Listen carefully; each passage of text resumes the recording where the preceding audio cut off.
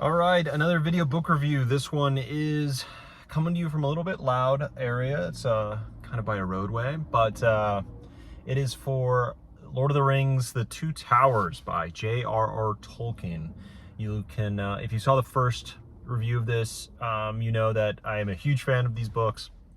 I've read them multiple times, and Fellowship, you know, it's been almost a decade probably plus since I've read the series, you know, over and over again, but it's been a decade since I've even read this trilogy, and I really enjoyed the Fellowship. Had some surprises, both in the negative and positive aspects, and this Two Towers, kind of the same. I remember just not surprising. I remember the, you know, Aragorn, Gimli, Legolas tracking Merry and Pippin and the, you know, company of orcs, trying to rescue them. That section in Rohan, and then on to Helm's Deep and all that. I remember that being incredibly quick, and it was superbly paced. Everything was just perfect on that. Absolutely banger. 10 out of 10 kind of section. Like, everything went well there. There were, you know, great moments. There were great, really great, eloquent ways that J.R.R. Tolkien writes, and he did it, and he showed it in these ways, in that section, matching the pace, which was lightning quick. Loved it. It felt actually incredibly quick, so that, you know, all the naysayers who are like, yeah, J.R.R. Tolkien spends forever, you know, describing grass. You know, this is not that. It felt like we were at hyperspeed during this section, almost that we didn't maybe even stay in places long enough. This was incredibly quick. Then we had another section, which was Merry and Pippin in the company of the orcs, and then with Treebeard in Fangorn Forest. That was also quicker than I remember. That, you know, we stepped down from lightning quick to Merry and Pippin, which are like medium level, and there's a lot more kind of reminiscing about things and being with like one of the most ancient beings in Middle Earth, maybe the most ancient being there, and kind of talking about things from the past, talking about Beleriand, the forests of Beleriand, walking through those, having lots of songs, right? We had that. So it was a bit of a step down from the lightning pace, but we gained a lot of, uh-oh, little cop didn't like someone. Who knows who? But anywho, that's what happens when you're on the side of a motorway. We stepped down from lightning quick to medium quick, medium pace, and we gained stuff from there.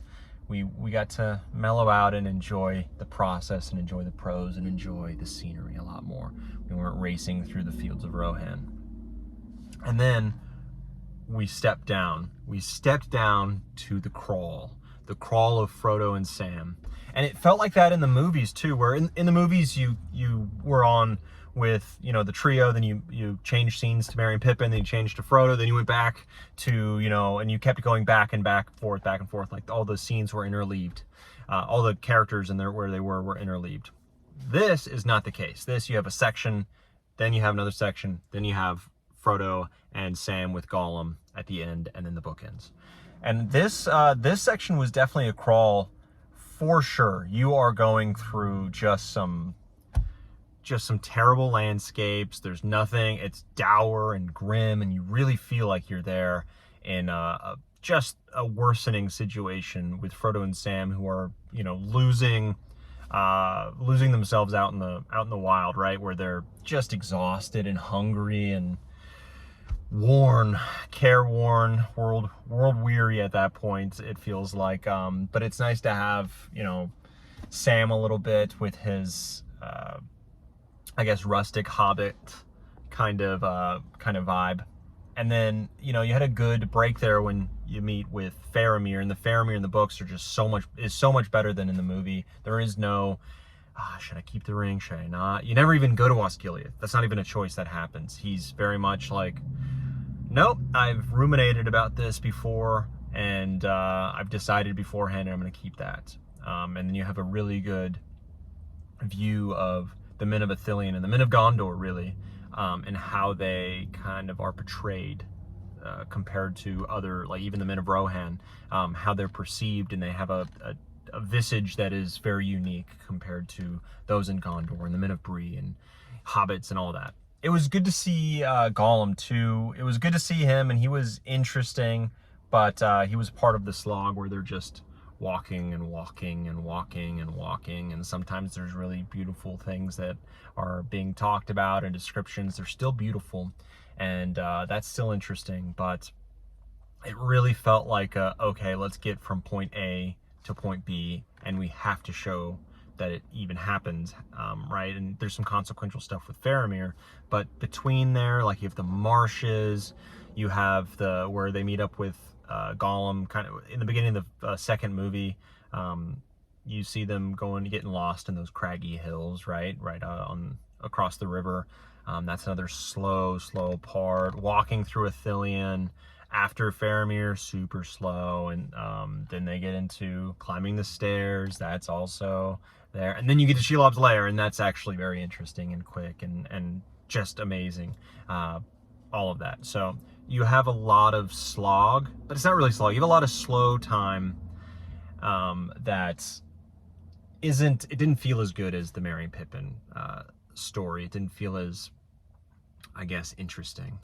But, you know, end of the day, it's still very well written, maybe not as well paced as the other parts, but it's still very well written, not as interesting, but again, very well written. But it was super interesting to think about, for me at least, where I was like, okay, the book started out with a bang and kept going 30% banger, and then it stepped down again and you felt really good, and then you ended the book on a crawl, which is kind of different than you see a lot of other, wow, the police are out in force, they're everywhere. Anyways, most books you see, it's like lightning quick, kind of a sloggy middle, and then it ends medium to great. Maybe even start medium. You can switch it, but usually that middle is very slow comparatively to the others, and that's where a lot of people fall out of these books. This, Tolkien saved it for the end, which was interesting. A lot of people might not have that kind of view on there anyways, but on that part. But I definitely noticed it, even loving the story, loving the series itself, knowing a lot of the lore, loving a lot of the lore. Maybe it's because I know every step of the way of what's going to happen that it slows it down for me, but I think it's noticeably that way. And others can probably tell if they've reread the book. But because of that, it cannot make as high of a score as the first one. It's not as good of a book as the first one because it's brought so low by the third one. They're, you know, neck and neck, but this is still like in, you know, 8.5 territory, 8.5, 8.6, 8.7, somewhere in there. While Fellowship, thinking back on it, that's definitely a 9 plus, maybe probably higher. I don't know what I rated it, but it's in the 9s for sure. This one not. But that's the review. Like it, hate me. That's all right. Give me a comment. I want to see it. I want to respond to it. I want to see what you think. So, all right, on to the next book.